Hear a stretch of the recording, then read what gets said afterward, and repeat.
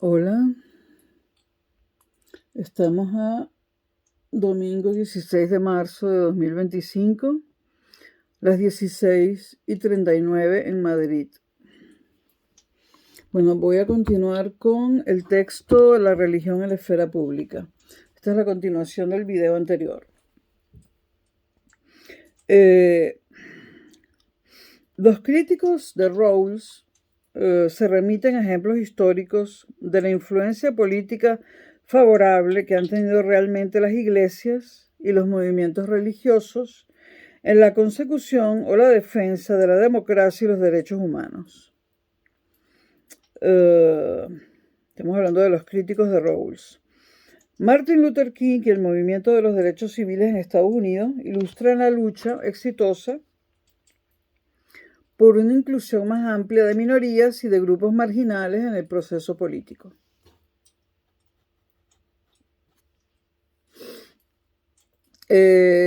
También son impresionantes las profundas raíces religiosas que habitan en las motivaciones de la mayoría de los movimientos sociales y socialistas, tanto en Estados Unidos como en los países del continente europeo.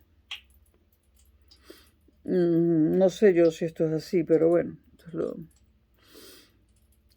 Hay contraejemplos históricos del papel autoritario, sin embargo, represivo de las iglesias y de los movimientos fundamentalistas. Sin embargo, en los marcos de los estados constitucionales establecidos, las iglesias y las comunidades religiosas generalmente realizan funciones que no son insignificantes para la estabilización y para el desenvolvimiento de una cultura política liberal. Paul J. Weitman saca provecho de estos resultados sociológicos. Describe a las iglesias y las comunidades religiosas como actores de la sociedad civil, que cumplen presuposiciones necesarias para la estabilidad de la democracia norteamericana. Estamos hablando de Norteamérica. Las iglesias y las comunidades religiosas proporcionan argumentos a los debates públicos sobre los asuntos relevantes, impregnados de contenidos morales, y se encargan de tareas de socialización política, suministrando informaciones a sus miembros y motivándoles a la participación política. Para esto podemos leer, se recomienda la obra de Weitman, Religión y las obligaciones de la ciudadanía.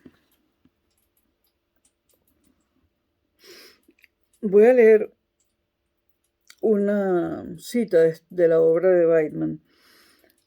Argumento que las iglesias contribuyen a la democracia en Estados Unidos promoviendo la ciudadanía democrática existente. Las iglesias animan a sus miembros a aceptar los valores democráticos como la base de decisiones políticas importantes y a aceptar como legítimas las instituciones democráticas. Bueno, esto es en los Estados Unidos. Y habla de la iglesia protestante, básicamente. Los medios de que se valen para hacer sus contribuciones, incluyendo sus propias intervenciones en la argumentación cívica y en el debate político público, afectan a los argumentos políticos que sus miembros puedan estar dispuestos a usar, a la base sobre la que ellos votan y a la especificación de su ciudadanía con la que se identifican. Las iglesias pueden animar a sus miembros a que se vean a sí mismos como vinculados por normas morales dadas de antemano y con las que tienen que ser consistentes los resultados políticos. La realización de la ciudadanía por aquellos que están legalmente autorizados a participar en la toma de decisiones políticas es una enorme consecución de una democracia liberal, un logro en el que las instituciones de la sociedad civil desempeñan un papel crucial. Cierro la cita de P.J. Weitman. Un Estado no puede gravar a sus ciudadanos, a quienes garantiza la libertad religiosa, con deberes que son incompatibles con su forma de existencia como creyentes. El Estado no puede exigirles algo imposible. Robert Audi ha expresado el deber de la civilidad, postulado por Rawls en forma de un principio de justificación celular. Y cito a Robert Audi: uno tiene una obligación prima facie a no defender o apoyar ninguna ley o política pública, a menos que uno tenga y esté dispuesto a ofrecer razones seculares adecuadas para esa defensa o ese apoyo. Robert Audi añade la exigencia de que las razones seculares tienen que ser suficientemente fuertes como para resultar decisivas para el propio comportamiento del ciudadano, por ejemplo, para su votación en las elecciones políticas, con total independencia de las motivaciones religiosas que pueda tener al mismo tiempo. Se pregunta entonces el autor de este escrito: ¿cuál es la contribución que los ciudadanos tienen que hacer en la esfera público-política para mantener una cultura política liberal? Bueno, pues en último término, solo son vinculantes las razones manifiestas con consecuencias institucionales que puedan ser relevantes para la formación de las mayorías y para la búsqueda de las decisiones dentro de las corporaciones políticas.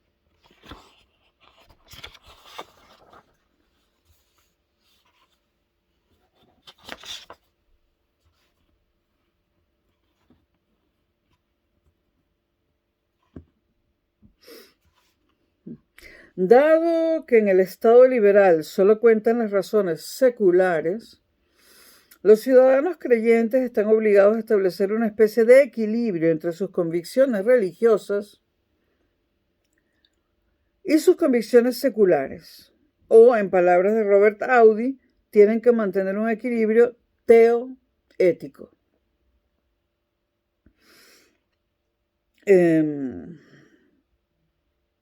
Contra esta exigencia se dirige, entre otras, la objeción de que muchos ciudadanos religiosos no podrían proceder a este desdoblamiento tan artificial de su propia conciencia, sin poner en peligro su existencia como personas piadosas. Hay que distinguir esta objeción de la comprobación empírica de que muchos ciudadanos que toman posición sobre cuestiones políticas desde un punto de vista religioso no tienen suficiente conocimiento o imaginación para encontrar justificaciones seculares para ellas que sean independientes de sus auténticas convicciones.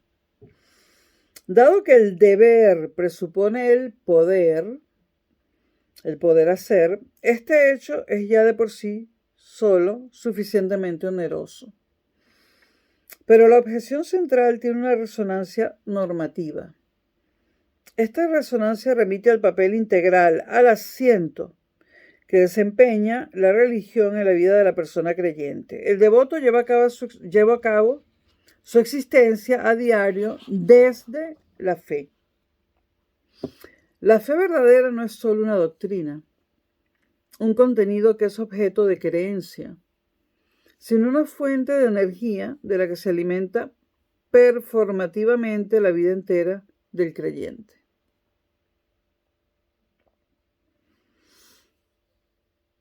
Bueno, más adelante podemos leer: su religión no debe ser algo distinto de su existencia social y política.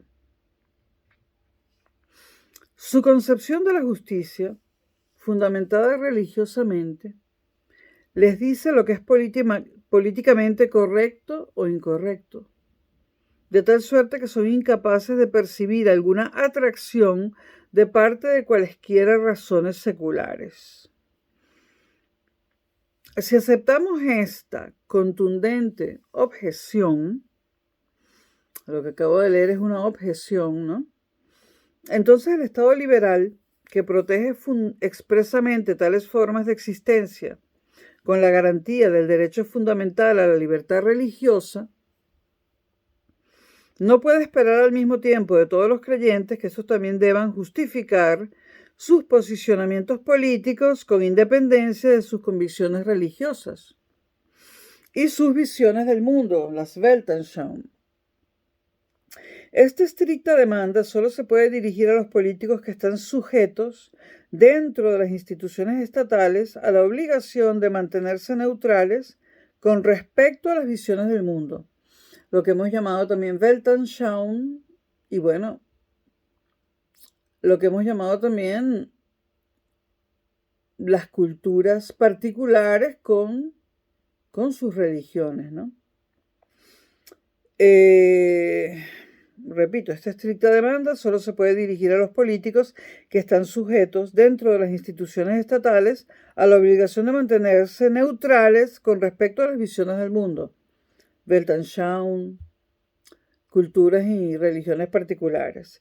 En otras palabras, dicha demanda solo puede hacerse a todos los que ocupan cargos públicos o que son candidatos a tales cargos. Y hay una cita de Weidmann que es interesante. Y una explicación también acerca de lo que dice Weidmann respecto a esto. Esto nos lleva a la interesante cuestión de hasta qué punto deberían los candidatos, durante una campaña electoral, darse a conocer como personas religiosas o incluso confesarse como tales.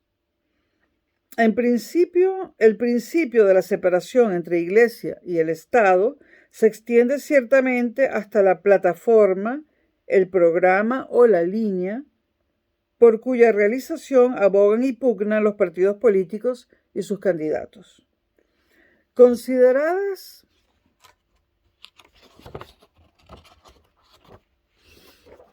desde el punto de vista normativo, las decisiones electorales que se orientan en gran parte hacia los rasgos de la personalidad, en vez de hacia los asuntos sustanciales, son muy problemáticas de todos modos. Y tanto más problemático es el que los votantes se orienten por las autopresentaciones religiosas de los candidatos.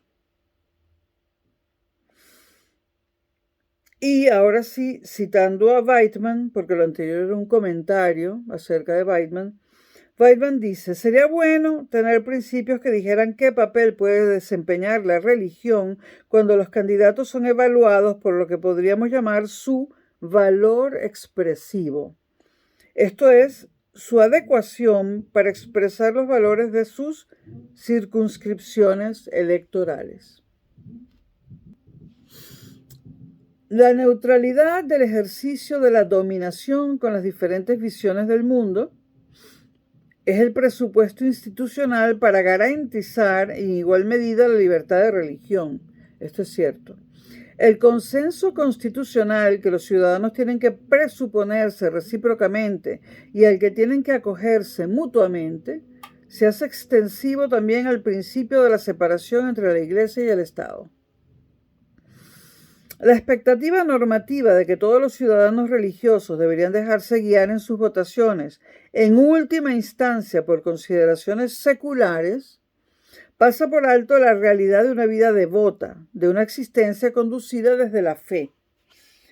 Es que todo esto está pensado para los Estados Unidos, ¿no? Yo no me imagino a la mayoría de los países europeos con estas tensiones entre creencias religiosas y Estado liberal o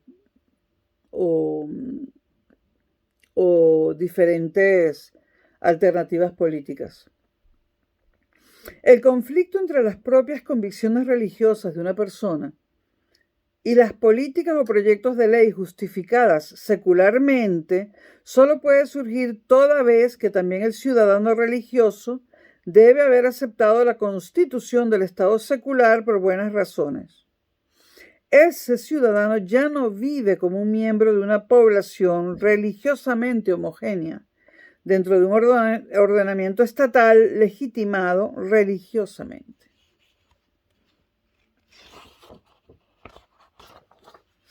El Estado liberal, que protege por igual a todas las formas de vida religiosas, tiene que eximir a los ciudadanos religiosos de la excesiva exigencia de efectuar en la propia esfera público-política una estricta separación entre las razones seculares y las religiosas, siempre y cuando esos ciudadanos lo perciban como una agresión a su identidad personal. El Estado liberal no tiene que transformar la obligada separación institucional entre la religión y la política en una indebida carga mental y psicológica que no puede ser exigida de sus ciudadanos religiosos. El Estado tiene que esperar que ellos reconozcan el principio de que el ejercicio de dominación se ejerce con neutralidad respecto a las visiones del mundo. Es decir, el ejercicio de dominación del Estado sobre nosotros se tiene que realizar con neutralidad respecto a las visiones del mundo. Es decir, visiones del mundo, igual Weltanschauung, igual diversas culturas, incluyendo sus religiones. Todo ciudadano tiene que saber y aceptar que solo cuentan las razones seculares más allá del umbral institucional que separa a la esfera pública informal de los parlamentos, los tribunales, los ministerios y las administraciones. Para ello basta con la capacidad epistémica de considerar reflexivamente las propias convicciones religiosas también desde fuera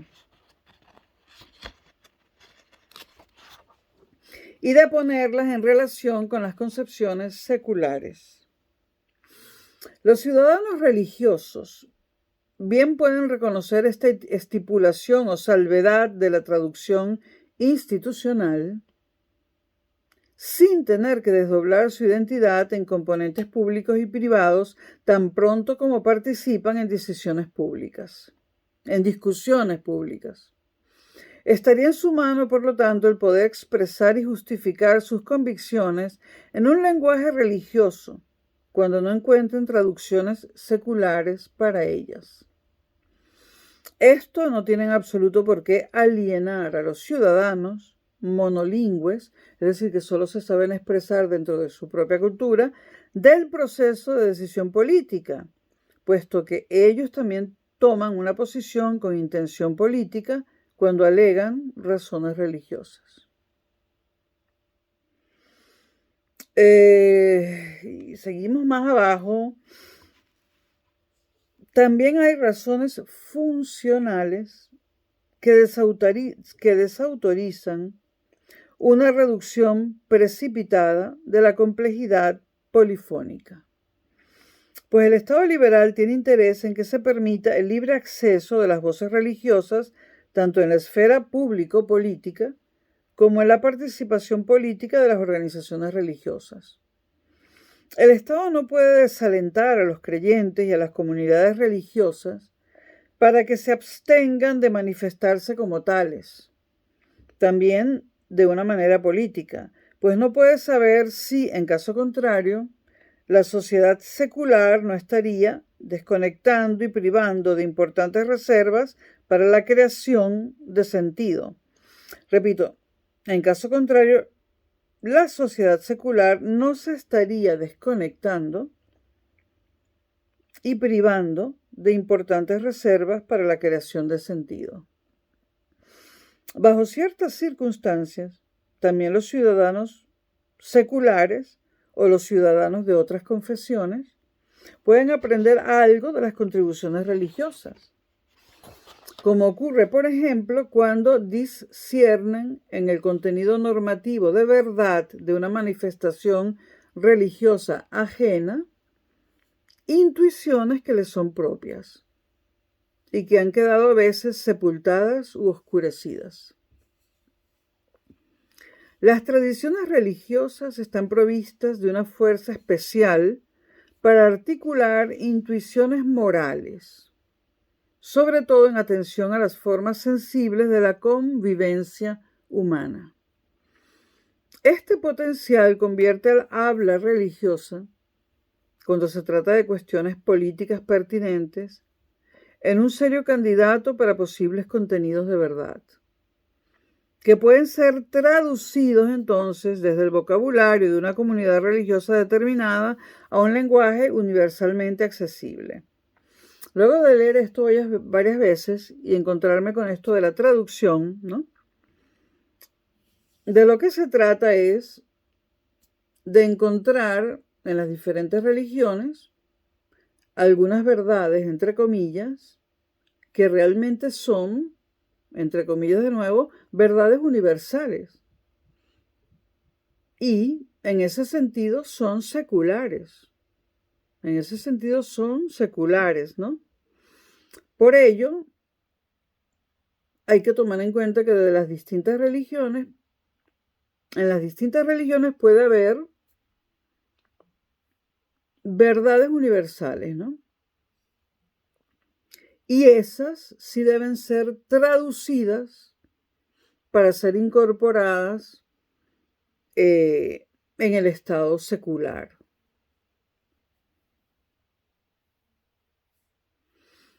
Y se habla mucho en este trabajo de traducir, ¿no? De traducir lo que dicen algunas culturas, incluyendo la religión de estas culturas, algunas visiones del mundo, algunas Weltanschauung, algunas cosmovisiones. Esto hay que traducirlo a un lenguaje universalmente accesible, ¿no? Es decir, a un lenguaje que entiendan los religiosos y no solamente los seculares. Y se habla mucho de este trabajo de traducción. Dice aquí, en este trabajo de traducción, este trabajo de traducción tiene que ser entendido como una tarea cooperativa, en la que toman también parte los ciudadanos no religiosos, para que los conciudadanos religiosos que son capaces y están dispuestos a participar no tengan que soportar una carga de una manera asimétrica. En este sentido, R. Forst habla también de traducción, cuando reclama que una persona tiene que estar en condiciones de traducir de manera gradual sus argumentos en razones que sean aceptables sobre la base de valores y principios de la razón pública. Sin embargo, Forst no contempla la traducción como una búsqueda cooperativa de la verdad en la que han de tomar parte los ciudadanos seculares, incluso cuando la otra parte se ciñe a manifestaciones religiosas.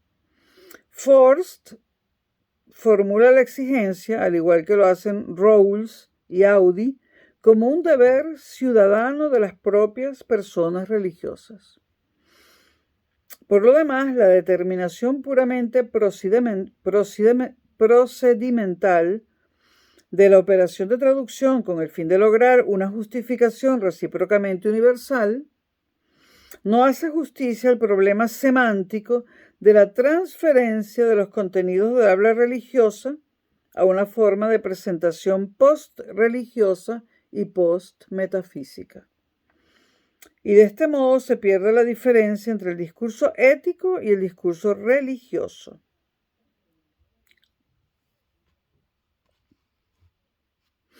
Bueno, los ciudadanos religiosos pueden manifestarse en su propio lenguaje, solo si se atienen a la reserva de la traducibilidad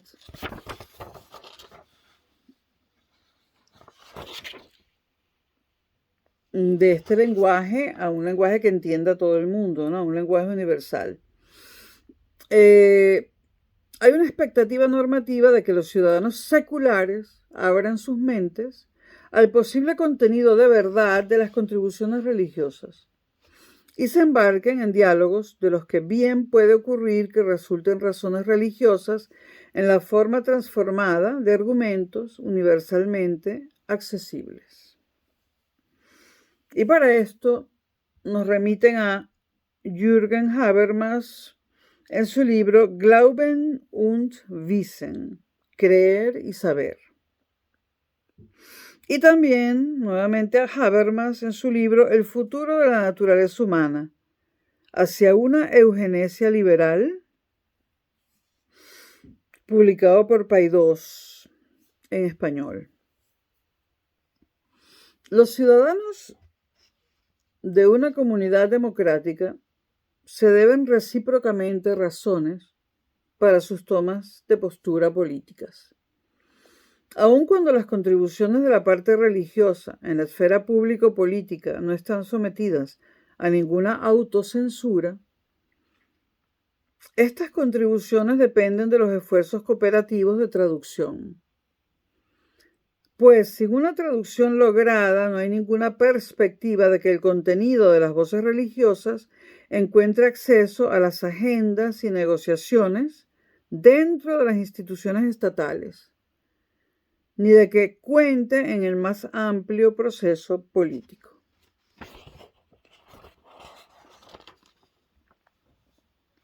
Los ciudadanos tienen que considerar desde la perspectiva de su propia doctrina qué es lo que sería bueno para todos por igual. Sin embargo, la regla de oro no es el imperativo categórico. No obliga a una adopción recíproca de las perspectivas de todos los afectados.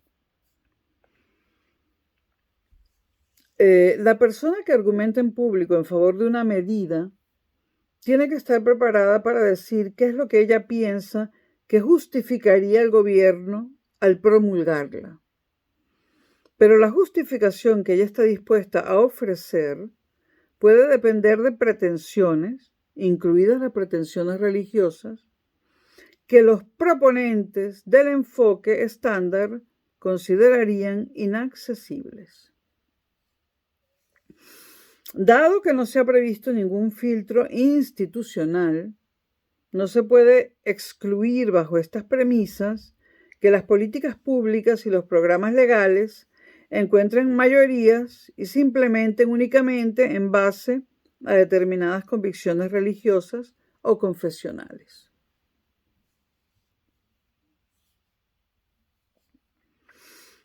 También el legislador político debe poder servirse de argumentos religiosos.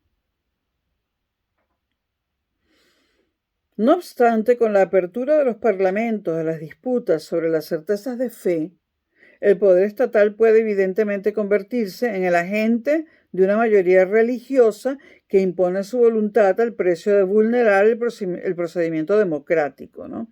Por eso es que hay que tener mucho cuidado con discutir en un parlamento las certezas de alguna fe particular. Lo que es ilegítimo es la contravención del principio de que el ejercicio de la dominación política ha de ser neutral con las visiones del mundo, con las Weltanschauung. La dominación de las mayorías se transforma en represión cuando una mayoría que argumenta religiosamente deniega a la minoría derrotada. El procedimiento democrático debe su fuerza de generar legitimidad a la que incluye a todos los participantes y a su carácter deliberativo. De acuerdo con la concepción democrática liberal, la dominación política se despoja de su forma de violencia inherente mediante la ligadura jurídicamente coercitiva a los principios del ejercicio de la dominación que pueden ser acordados universalmente. A este respecto dice Rawls en su libro Liberalismo Político lo siguiente: nuestro ejercicio del poder político es plenamente adecuado solo cuando se ejerce de acuerdo con una constitución, cuyos elementos esenciales es de esperar razonablemente que ratifiquen todos los ciudadanos, en tanto que libres e iguales, a la luz de principios e ideales aceptables para su razón humana común. Esto lo dice Rawls en su libro El liberalismo político.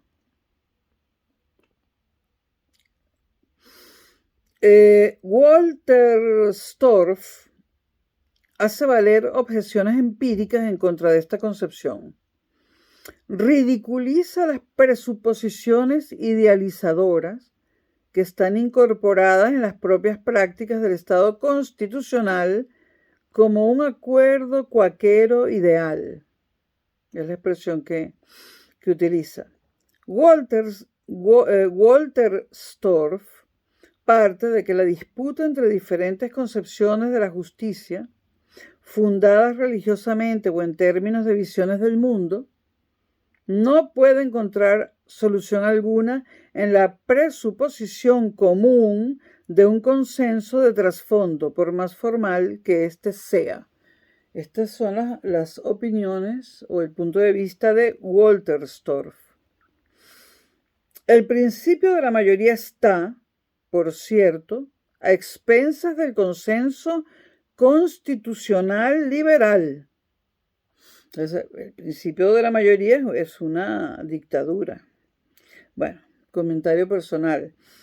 Pero la convivencia, asegurada mediante resoluciones por mayoría, entre colectivos que se atienen a religiones y visiones del mundo cognitivamente irreconciliables, Walter Storff solo puede imaginársela como una adaptación a regañadientes a una especie de modus vivendi.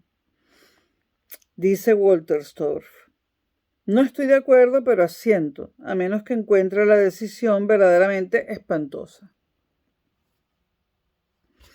Bajo estas premisas no está claro por qué la comunidad política no debería correr el peligro en cualquier momento de desintegrarse en luchas religiosas. Es cierto que la lectura empirista convencional de la democracia liberal ha entendido las decisiones por mayoría como una sujeción temporal de una minoría al poder fáctico de una parte que es más fuerte numéricamente. Lo interesante aquí es que se habla de una sujeción temporal. Pero, según esta teoría, la aceptación del procedimiento de votación se explica a partir de la disposición al compromiso entre las partes, que están de acuerdo por lo menos en que cada una de ellas se orienta por sus propias preferencias en vistas de la mayor cantidad posible de bienes básicos, tales como el dinero, la seguridad o el tiempo de ocio. Esas partes pueden concertar compromisos porque todos aspiran a las mismas categorías de bienes divisibles. Sin embargo, es precisamente esta condición la que deja de cumplirse tan pronto como los conflictos ya no estallan en torno a bienes materiales básicos sobre los que se está de acuerdo, sino en torno a bienes de salvación rivales.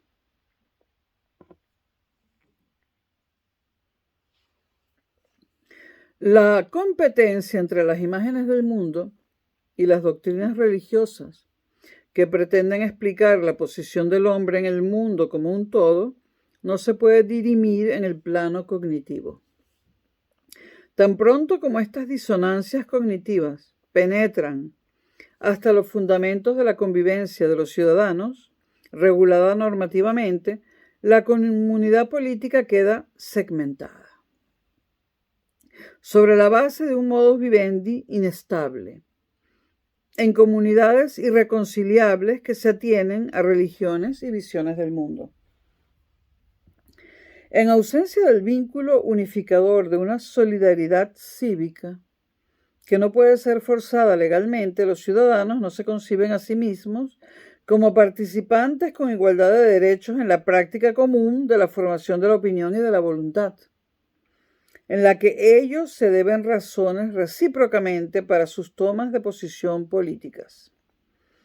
Esta reciprocidad de expectativas entre los ciudadanos es lo que distingue a una comunidad liberal, integrada mediante una constitución, de una comunidad segmentada en términos de imágenes del mundo. Esta última descarga a los ciudadanos religiosos y seculares en las relaciones que mantienen unos con otros de la obligación recíproca de justificarse los unos a los otros en torno a las cuestiones políticas controvertidas. En una tal comunidad, las convicciones de trasfondo disonantes y las vinculaciones subculturales superan y triunfan sobre el consenso constitucional, que queda presupuesto, y sobre la solidaridad ciudadana, que es objeto de expectativa. Y por ello los ciudadanos no necesitan allí adaptarse y comprometerse los unos a los otros, como segundas personas en el caso de conflictos de profundo alcance. La renuncia a la reciprocidad y a la mutua indiferencia parece estar justificada por el hecho de que el Estado liberal incurre en una contradicción cuando imputa por igual a todos los ciudadanos un ethos político que distribuye de manera desigual las cargas cognitivas entre ellos. La estipulación de la traducibilidad de las razones religiosas y la precedencia institucional de que gozan las razones seculares sobre las religiosas exigen a los ciudadanos religiosos un esfuerzo de aprendizaje y de adaptación que se ahorran los ciudadanos seculares. Observamos de hecho en nuestra cultura occidental un cambio en la forma de la conciencia religiosa desde los tiempos de la Reforma y de la Ilustración. Los sociólogos han descrito esta modernización como una respuesta de la conciencia religiosa a tres desafíos de la modernidad. Estos tres desafíos de la modernidad son: el primero, el pluralismo religioso; el segundo, el avance de las ciencias modernas; el tercero, la consagración del derecho positivo y de la moralidad profana de la sociedad. En estos tres aspectos, las comunidades de creencia tradicionales tienen que procesar disonancias cognitivas que no solo les plantean a los ciudadanos seculares. Entonces, en primer lugar, los ciudadanos religiosos tienen que encontrar una actitud epistémica hacia otras religiones y visiones del mundo que les son extrañas y con las que se topan dentro del universo de discurso ocupado hasta entonces por su propia religión. En segundo lugar, los ciudadanos religiosos tienen que encontrar además una actitud epistémica hacia la independencia del conocimiento secular y hacia el monopolio del saber socialmente institucionalizado de los expertos científicos. Y en tercer lugar, los ciudadanos religiosos tienen que encontrar una actitud epistémica hacia la primacía de la que gozan también las razones seculares en la arena política.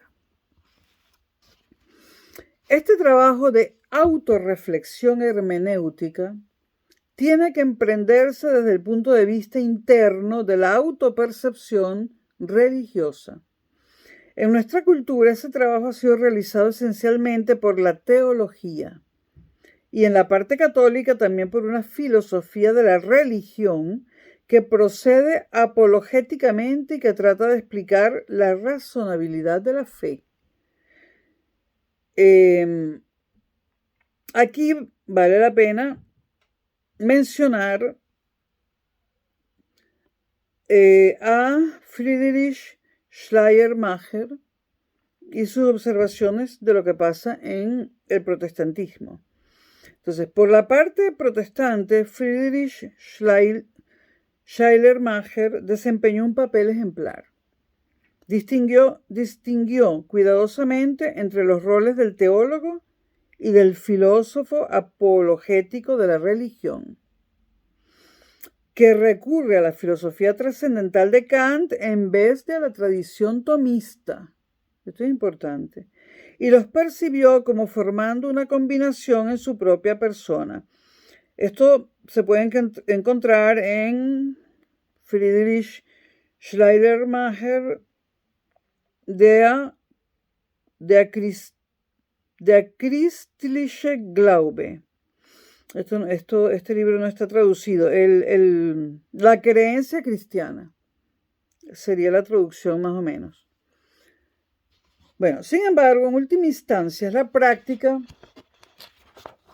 creyente de la comunidad religiosa la que decide si una elaboración dogmática de los desafíos cognitivos de la modernidad ha tenido éxito o no. Y solo entonces puede concebirlo el creyente como el resultado de un proceso de aprendizaje. Las nuevas actitudes epistémicas son adquiridas por aprendizaje, cuando surgen de una reconstrucción de las verdades religiosas transmitidas que sea razonable, una reconstrucción razonable y convincente para los propios participantes a la luz de unas condiciones de vidas modernas para las que ya no existen alternativas. Si dichas actitudes fueran meramente el resultado contingente de adiestramientos o de procesos de adaptación forzada, entonces la cuestión de cómo se cumplen las precondiciones cognitivas para la exigibilidad del ethos igualitario de los ciudadanos tendría que responderse a la manera de Foucault. Esto es, considerándolo como la consecuencia de un poder discursivo que se impone en la aparente transparencia del saber ilustrado. Esta respuesta contradiría el autoentendimiento normativo del Estado constitucional democrático. Lo que nos interesa es si la concepción revisada de la ciudadanía que propone el que escribe este texto no sigue imponiendo, después de todo, una carga asimétrica a las tradiciones religiosas y a las comunidades religiosas. Todo el tiempo el autor insiste en que los seculares, digamos, los ciudadanos seculares, lo tienen todo más fácil, ¿no?, para integrarse en un Estado liberal, y los ciudadanos religiosos lo tienen más difícil, ¿no? Bueno, visto en términos históricos, los ciudadanos religiosos tuvieron que aprender a adoptar actitudes epistémicas hacia su entorno secular. Actitudes que a los ciudadanos seculares ilustrados les han recaído sin esfuerzo. Bueno, ilustrarse toma un esfuerzo, ¿no? Pero no voy a comentarlo. Bueno, pues estos últimos, los ciudadanos seculares, no están expuestos en primer término a disonancias cognitivas similares. Sin embargo, los ciudadanos seculares también están eximidos de una carga cognitiva, puesto que una conciencia secularista no basta para dar cuenta de las relaciones cooperativas con los conciudadanos religiosos. Hay que distinguir entre esta operación cognitiva de adaptación y la exigencia político-moral de la tolerancia de los ciudadanos en su trato social con personas creyentes o de otras confesiones. En lo que sigue, lo que está en cuestión no es el sentimiento respetuoso hacia el posible significado existencial de la religión, algo que también se espera de los ciudadanos seculares, sino la superación autorreflexiva de un autoentendimiento de la modernidad exclusivo y endurecido en términos secularistas. En la medida en que los ciudadanos seculares estén convencidos de que las tradiciones religiosas y las comunidades de religión son, en cierto modo, una reliquia arcaica de las sociedades premodernas que continúa perviviendo en el momento presente, solo podrán entender la libertad de religión como si fuera una variante cultural de la preservación natural de especies en vía de extinción. Desde su punto de vista, la religión ya no tiene ninguna justificación interna. Según la versión secularista, podemos prever que a la larga las concepciones religiosas se disolverán a la luz de la crítica científica y que las comunidades religiosas no serán capaces de resistir a la pretensión o a la presión de una progresiva modernización social y cultural.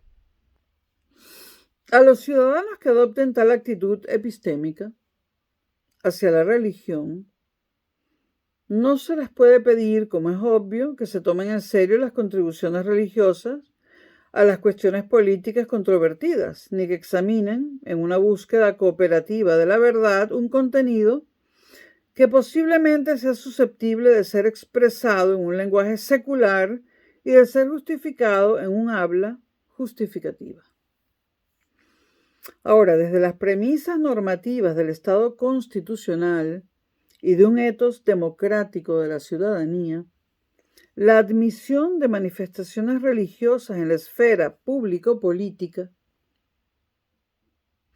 solo tiene sentido si a todos los ciudadanos se les puede exigir que no excluyan el posible contenido cognitivo de estas contribuciones, mientras que al mismo tiempo se observe la primacía de las razones seculares y se atienda a la salvedad de la traducción institucional de las razones religiosas.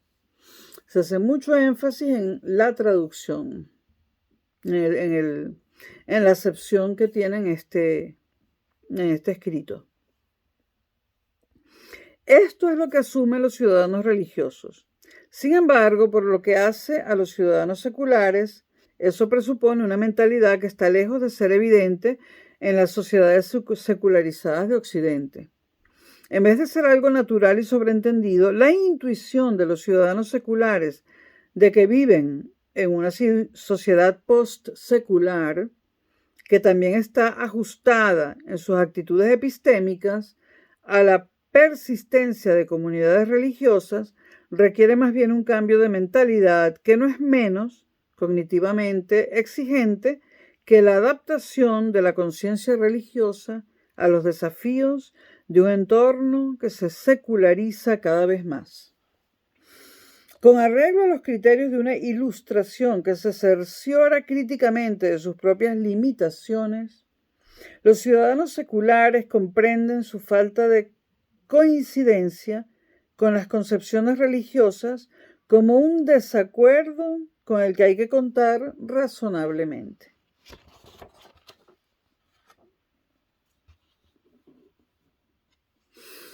La ética democrática de la ciudadanía, en la interpretación que ha propuesto el autor de este escrito, solo se les puede exigir razonablemente a todos los ciudadanos por igual cuando los ciudadanos religiosos y los seculares recorran procesos de aprendizaje complementarios. La superación crítica de lo que a mi parecer es una estrecha conciencia secularista es un asunto esencialmente controvertido. El trasfondo de la visión del mundo, de la Weltanschauung, de la conciencia secularista, es el objeto de un debate filosófico persistente con un desenlace completamente abierto. La conciencia secular de vivir en una sociedad post-secular se refleja filosóficamente en la figura del pensamiento post-metafísico. Aquí cabría mencionar a Kant y también a Peirce en lo que tiene que ver con la autocomprensión de las ciencias experimentales modernas. Peirce es uno de los tres grandes filósofos pragmáticos estadounidenses, ¿no? Que son Dewey, que fue bastante mencionado en el video de Ian Shapiro, Dewey, Peirce y James, los tres grandes filósofos pragmáticos estadounidenses, y están totalmente publicados en español en la editorial Fondo de Cultura Económica de México. Bueno, entonces, Peirce tendría mucho que decir en el tema de la autocomprensión de las ciencias experimentales modernas, pero no lo vamos a desarrollar. Por una parte, desde sus premisas agnósticas, estamos hablando del secular, desde sus premisas agnósticas se abstiene de juzgar acerca de las verdades religiosas e insiste, con una intención no polémica, en trazar límites estrictos entre la fe y el saber, por un lado, ¿no? Y por otro lado, se vuelve contra una concepción de la razón recortada cientificistamente y contra la exclusión de las doctrinas religiosas con respecto a la genealogía de la razón.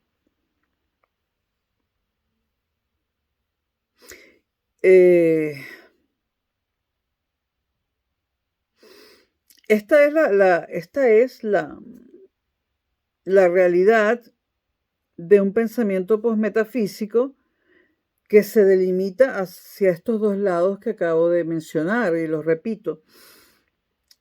Por una parte, desde sus premisas agnósticas, se abstiene de juzgar acerca de las verdades religiosas e insiste, con una intención no polémica, en trazar límites estrictos entre la fe y el saber. Y por otra parte, número 2, se vuelve contra una concepción de la razón recortada cientificistamente y contra la exclusión de las doctrinas religiosas con respecto a la genealogía de la razón. Ahora, es cierto que el pensamiento post-metafísico renuncia a los enunciados ontológicos sobre la constitución de la totalidad de los entes. Sin embargo, esto no significa que abogue por una reducción de nuestro saber a la suma los de enunciados que representan en cada momento el estado de la cuestión de las ciencias.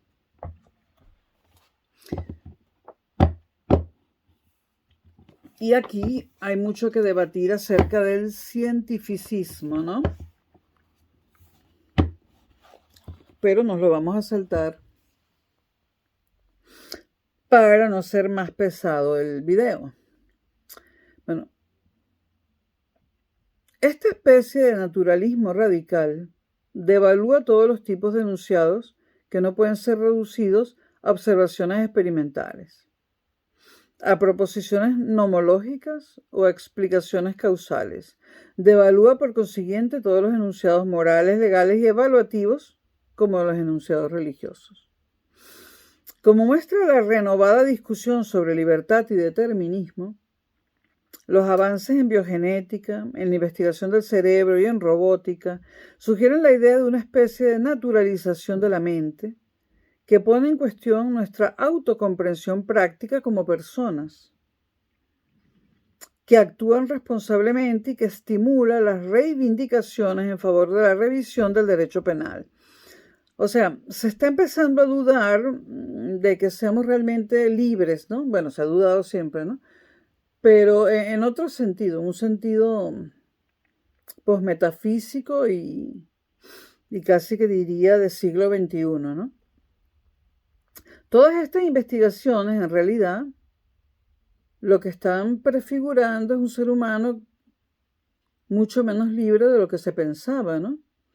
Y por eso esto puede pedir o puede demandar reivindicaciones en el derecho penal, porque puede que una persona cometa un acto de agresión contra otra, pero no lo haga libremente. Puede que no lo haga libremente, puede que tenga que ver con la constitución del cerebro, con la forma en que está diseñada nuestra mente. Bueno, esto es un campo nuevo que se ha abierto y no deja de ser interesante, ¿no?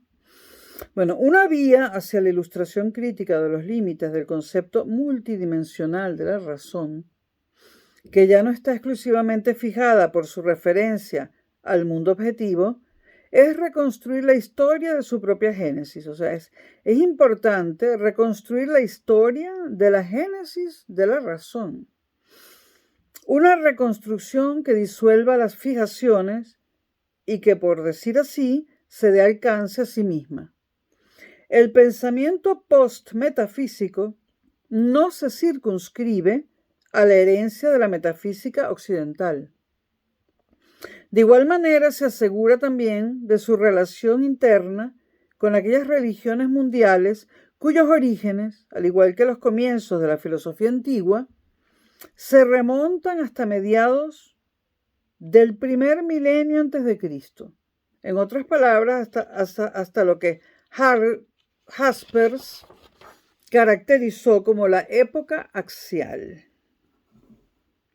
Las religiones que echaron sus raíces en aquel periodo llevaron a cabo el salto cognitivo desde las explicaciones narrativas del mito a un logos que diferencia entre la esencia y la apariencia, de una manera completamente similar a la filosofía griega. Y desde el Concilio de Nicea, la filosofía por su parte también se apropió, por la vía de una helenización del cristianismo, de muchos de los motivos y conceptos religiosos de la historia de la redención procedentes de las tradiciones monoteístas. Las complejas redes de relaciones hereditarias no se pueden desenmarañar únicamente siguiendo la línea de una historia del ser, como pretendió Heidegger.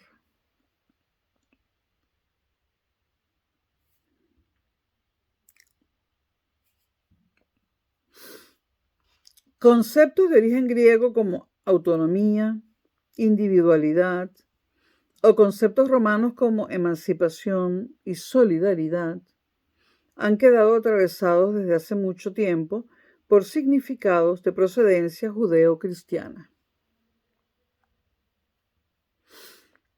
En su trato con las tradiciones religiosas, incluyendo por supuesto las tradiciones árabes, la filosofía ha adquirido en reiteradas ocasiones la experiencia de que ella recibe estímulos innovadores cuando logra liberar a la sustancia cognitiva en el crisol de los discursos justificativos, de su original encapsulación dogmática. Kant y Hegel ofrecen los mejores ejemplos de esto, pero también resulta ejemplar el encuentro de muchos filósofos del siglo XX con un escritor religioso como Kierkegaard, quien en verdad piensa de una manera post-metafísica, pero no de una manera post-cristiana. Aun cuando se presenten por de pronto como el otro opaco de la razón, las tradiciones religiosas, el otro opaco de la razón, parecen seguir siendo actuales, incluso de una manera más intensa que la metafísica. Sería irrazonable descartar a priori la idea de que las religiones mundiales mantienen con firmeza un espacio dentro del edificio diferenciado de la modernidad porque su sustancia cognitiva todavía no ha sido liquidada. Y esto es muy importante, aun cuando se presenten como el otro opaco de la razón, las tradiciones religiosas como una razón opaca, ¿no? Aun que sea así, que se presenten como eso, las tradiciones religiosas parecen seguir siendo actuales, de una manera más intensa que la metafísica. Sería irrazonable descartar a priori la idea de que las religiones mundiales mantienen con firmeza un espacio dentro de la modernidad, porque, y esto es lo importante, su sustancia cognitiva todavía no ha sido liquidada. Cuando se habla de religiones mundiales, se habla de ellas en tanto que el único elemento sobreviviente de las culturas de los imperios antiguos que ahora nos son extrañas. Seguimos, no se puede excluir que lleven consigo potenciales semánticos valiosos que desarrollen una energía capaz de inspirar a toda la sociedad una vez que liberen sus contenidos de verdad profanos. El pensamiento posmetafísico está dispuesto a aprender de la religión al tiempo que permanece estrictamente agnóstico en sus relaciones con ella. Insiste en la diferencia entre las certezas de fe y las pretensiones de validez públicamente criticables. pero se abstiene de la arrogancia racionalista de que puede él mismo decidir qué es lo razonable y qué lo irrazonable en las doctrinas religiosas. Los contenidos que la razón se apropia mediante la traducción no tienen que perderse para la fe. Sin embargo, a la filosofía, que se mantiene agnóstica, no le corresponde la tarea de hacer una apología de la fe con medios filosóficos. A lo más, la filosofía gira alrededor del núcleo opaco de la experiencia religiosa. Cuando se interesa por la singularidad del habla religiosa y por el sentido específico de la fe. Este núcleo permanece tan abismalmente ajeno al pensamiento discursivo como el núcleo de la contemplación estética, el cual también puede solamente ser cercado, mas no penetrado por la reflexión filosófica.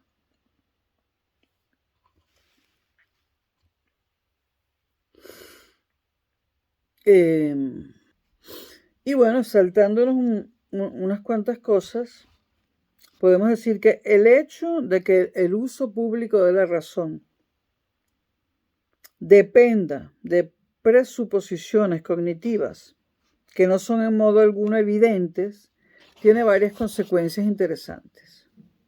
En primer lugar, el Estado constitucional democrático, que descansa sobre una forma deliberativa de la política, representa una forma de gobierno epistémicamente exigente y ambiciosa y en cierto modo sensible a la verdad. Una democracia de la postverdad ya no sería una democracia. Importante. Además de esta primera consecuencia, el requisito de mentalidades complejas llama la atención sobre una improbable condición funcional sobre la que el Estado liberal difícilmente puede ejercer influencia con sus propios medios administrativos y jurídicos. La polarización de visiones del mundo en una comunidad que se cinde en campos fundamentalistas y seculares, la integración política se pone en peligro cuando son muchos los ciudadanos que no están a la altura del criterio del uso público de la razón. Sin embargo, las mentalidades tienen un origen prepolítico. Cambian imprevisiblemente en respuesta a la alteración de las condiciones de vida. Y hay una tercera consecuencia que es la más inquietante. Hasta aquí hemos asumido que los ciudadanos de un Estado constitucional democrático pueden adquirir las mentalidades funcionalmente requeridas por la vía de los procesos de aprendizaje complementarios, ¿no? Es preciso un cambio en las actitudes epistémicas para que la conciencia religiosa se torne reflexiva, y para que la conciencia secularizada trascienda autorreflexivamente sus limitaciones.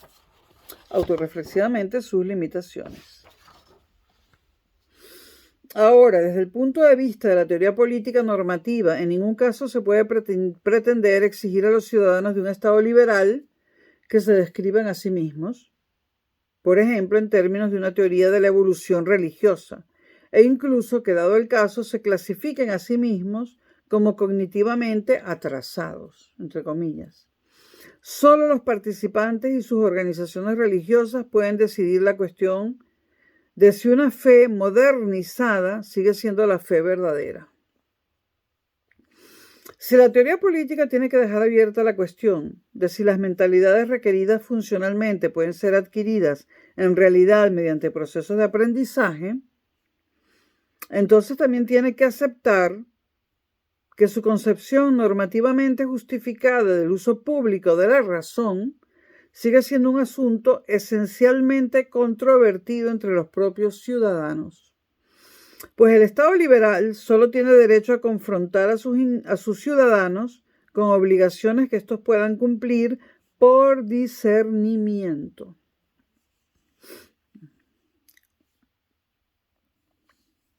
Lo cual presupone nuevamente las requeridas aptitudes epistémicas que las requeridas actitudes epistémicas puedan adquirirse por discernimiento y por lo tanto ser aprendidas. Esta restricción que se autoimpone a la teoría política no implica que nosotros, en tanto que filósofos y en tanto que ciudadanos, no debamos estar convencidos de que una versión fuerte de los fundamentos liberales y republicanos del Estado constitucional debe y puede ser defendida con éxito tanto intramuros como en las arenas políticas.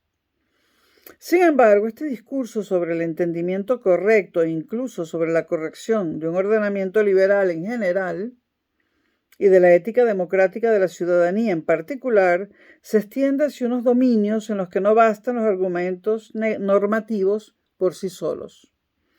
La controversia también se hace extensiva a la cuestión epistemológica de la relación entre la fe y el saber, la cual atañe de nuevo a elementos esenciales del entendimiento de fondo de la modernidad.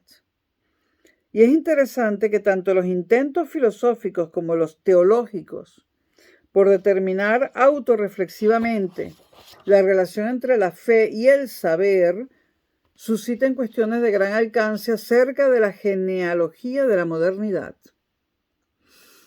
Volvamos sobre la cuestión de Rawls.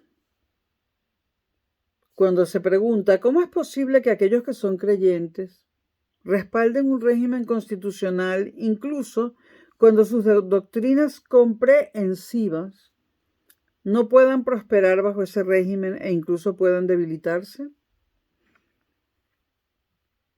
No puede responderse a esta cuestión con las explicaciones normativas de la teoría política. Tomemos el ejemplo de la ortodoxia radical,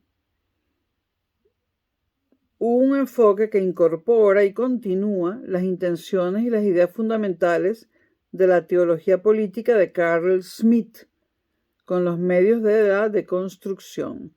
Por cierto, está en Amazon en preventa un libro de Carl Smith que creo que es una entrevista que le hacen y que va a salir en abril, pero está en preventa en Amazon. Bueno, los teólogos de esta tendencia le disputan a la modernidad el derecho propio a fundamentar ontológicamente el mundo moderno, desarraigado nominalísticamente en la realidad de Dios. La discusión con estos oponentes tiene que centrarse en la cosa misma y llevarse a cabo en su terreno. En otras palabras, a los enunciados teológicos solo se les puede responder con contraargumentos teológicos, y a los enunciados históricos y epistemológicos con contraargumentos históricos y epistemológicos.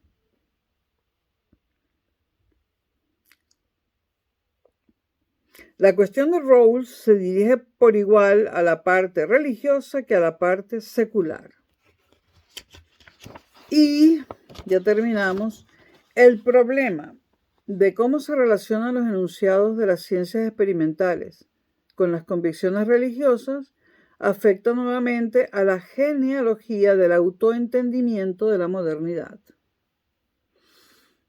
¿Qué es la ciencia moderna? Una práctica que puede explicarse completamente por sí misma y comprenderse en sus propios términos, y que determina performativamente la medida de todo lo verdadero y todo lo falso? ¿O puede más bien entenderse como resultado de una historia de la razón que incluye de manera esencial las religiones mundiales? Rawls reelaboró su teoría de la justicia, perfeccionándola en el liberalismo político, porque reconoció cada vez más la relevancia del hecho del pluralismo. A él le corresponde el mérito del enorme servicio de haber reflexionado con anticipación acerca del papel político de la religión. Y terminamos con el análisis de este texto. Espero que les haya servido para algo. Nos vemos.